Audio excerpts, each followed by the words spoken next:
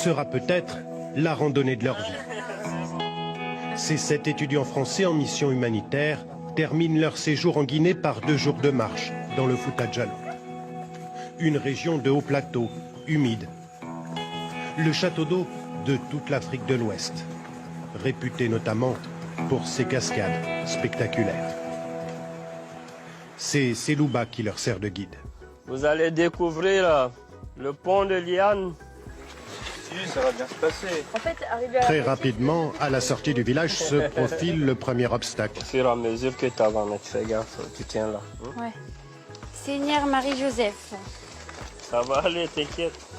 Ce pont de Liane est régulièrement entretenu par les habitants de la région. On continue d'avancer même si ça tremble. L'obstacle est finalement franchi sans encombre. Le groupe, pas franchement des randonneurs chevronnés, progresse doucement. Il fait frais ici. Protégés de la chaleur par cette forêt dense. 14 km pour la première journée, pour arriver à cette clairière jusqu'au petit village de Leifita. Venez, bienvenue, Kotoli. C'est ici que les étudiants vont passer la nuit, accueillis par les habitants. Bonsoir. Pour la plupart d'entre eux, une première expérience dans une case traditionnelle. Bonjour.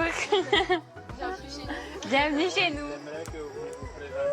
La nuit tombée, tout le monde se réunit autour d'un feu avec le chef du village. Vous savez, les chutes que vous allez voir demain, avant on n'y allait pas. La légende veut qu'elles soient habitées par le diable. Les jeunes Français écoutent le chef attentivement et comprennent que la randonnée n'est pas le plus important. Enfin, on a un autre point de vue sur les choses. Je pense que ça va nous apprendre à relativiser beaucoup quand on va revenir en France.